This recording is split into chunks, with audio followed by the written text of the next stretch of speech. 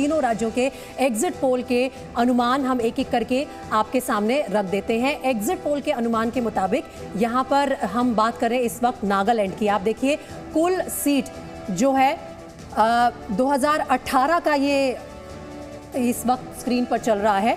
BJP को यहां पर मिली थी 35 से 43, एनपीएफ 2 से 5, एनपीपी 0 से 1, कांग्रेस 1 से 3 और अदर्स के खाते में 6 से 11।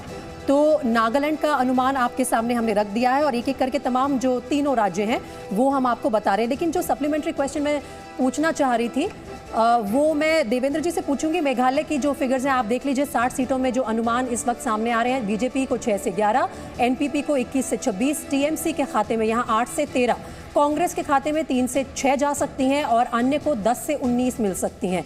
तो अन्य यहाँ पर एक बड़ा फैक्टर है।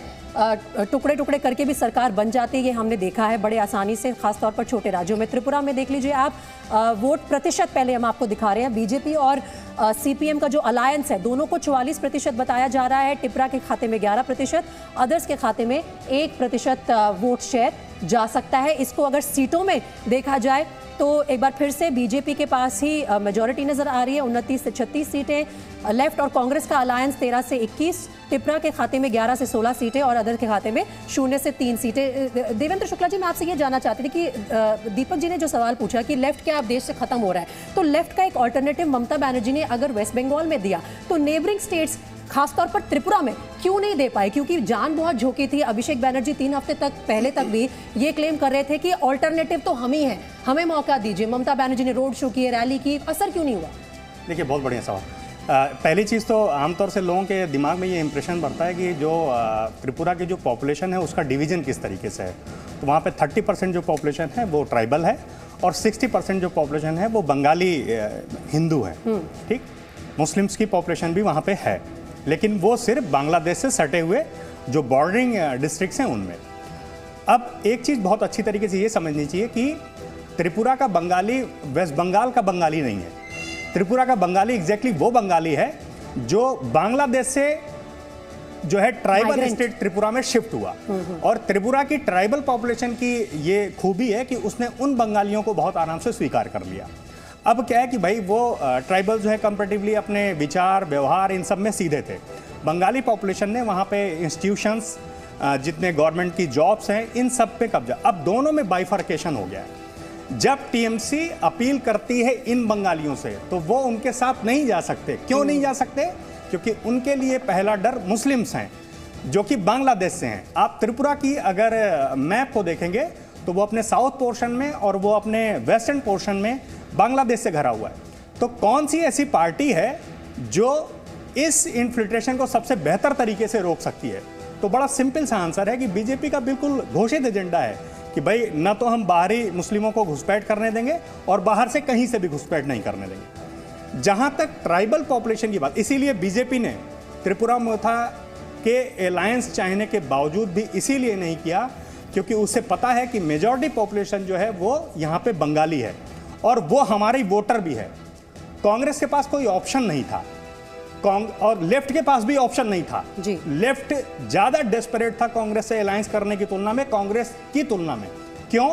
क्योंकि जो पार्लियामेंट्री इलेक्शन हुआ था उसमें सेकंड ऐसा झटका था कि लेफ्ट जो है कांग्रेस से भी छोटी पार्टी हो गई। तो ये तो बात रही त्रिपुरा की जी। लेकिन यहाँ पर एक बात मैं एक लाइन यहाँ पर जोड़ना चाहूंगा। लेफ्ट ठीक है, लेफ्ट आउट हो गई है, लेकिन यहाँ पर यह समझना भी बहुत जरूरी है कि आपने जो कहा कि हिंदू पॉपुलेशन, बंगाली हिंदू, उसके बाद बेसिकली उसका जो नेचुरल वो है, इसके बाद तो जो है वो आपने फिर डिबेट को हिंदू मुस्लिम कर दिया। कई सारे जो लोग हैं हमको ये बात बोल देंगे, अभी देखो शुरू हो गया होगा कहीं ना कहीं डिबेट होती है। और मैं मजाक के लिए बहुत देवेंद्र जी मजाक में बात कर रहा हूं। प्रीति इस बात को समझ गई, प्रदीप जी इस बात को समझ गए, कलोल इस बात को मैं समझाऊंगा आपको इसके पीछे की। त्रिपुरा में वैसे हिंदू मुस्लिम वो फैक्टर उतना ज्यादा नहीं है। हाँ, और लेकिन डेमोग्राफी को समझने के नजरिए से जो देवेंद्र शुक्ला जी ने कहा वो बहुत दिलचस्प बात थी और उसका असर जो है वोटर पे पड़ता है, जिसको पॉलिटिशियंस को दिमाग में रखना होता है। लेकिन इस वक्त जो तस्वीर हम दिखा रहे हैं वो मेघालय से जुड़ी हुई है और त्रिपुरा की हमने अच्छे से चर्चा कर ली। मेघालय इसलिए इंपॉर्टेंट है क्योंकि यहाँ पर बीजेपी, कांग्रेस, एनसीपी, तृणमूल कांग्रेस समेत कुल 13 दल मैदान में उतरे थे। तो यहाँ पे देखिए बहुत बड़ा एक तरह से मैदान खुला हुआ था। किसके खाते में कितना वोट प्रतिशत आ रहा है मैं एक एक करके वो आपके सामने रख रही हूँ। एनपीपी के खाते में 27%, टीएमसी को यहाँ पर 19% वोट शेयर मिलता हुआ नजर आ रहा है। कांग्रेस की बात करें तो देखिए 7% पर सिमट रही है। यूडीपी उनके खाते में 9%, पीडीएफ के खाते में 4% वोट शेयर जा रहा है और अदर्स यानी कि अन्य जो मैदान में उतरी हैं पार्टियां उनके खाते में जाता नजर आ रहा है 17% और बीजेपी को 18% यहां पर मिल रहा है। तो देखिए ये जो एग्जिट पोल का अनुमान है इसके मुताबिक काफी डिविसिव है, मतलब पूरी तरह से बटा हुआ है वोट शेयर। मनोज जी ज्यादा बेहतरीन तरीके से समझा पाएंगे। मेघालय में ये बड़ा दिलचस्प है, कोई भी क्लियर कट यहाँ पे विनर आपको लगता है कि मिल जाता है आसानी से? अभी थोड़ा सा मुश्किल होगा। मुश्किल ये इसलिए होगा कि बीजेपी नॉर्थ ईस्ट की पूरी बात कर लीजिए कि बीजेपी है एक नया खिलाड़ी के रूप में वहाँ गई है। पिछली बार त्रिपुरा में उसने शासन किया और 2 स्टेट में भी उसने अपनी भूमिका को निभाया है। तो ये समय के हिसाब से वो अपने को परखा है और इस बार इसीलिए यही कारण था कि जो अपने अलायंस का भी त्रिपुरा में जैसे उसने चूज किया और आदर्श भी वो कर रहे हैं, उस अलायंस को भी उसी हिसाब से देख रहे हैं कि हमारे इमेज को उतना डैमेज ना पड़े। वहाँ पे जितनी पॉलिटिकल पार्टी थी उन पे ऊपर कहीं ना कहीं करप्शन का और बहुत सारे इश्यूज थे जिस पे लोगों का विश्वास नहीं था। तो ये क्या इन्होंने बीजेपी ने क्या किया कि अपनी दूरी उनसे बढ़ाते हुए और उनके साथ जुड़े इसलिए कि हमारी इमेज भी बची रहे। और जब नॉर्थ ईस्ट का ये इतिहास रहा है कि जब जो पार्टी सेंट्रल में रहेगी वही वहाँ पे रहेगी, तो उनको पता है कि कल को डेट में हम वहाँ पे सरकार बना लेंगे यदि कोई फिगर भी आएगा। तो इस हिसाब से वो अपने आप को कहीं ना कहीं स्थापित किया है।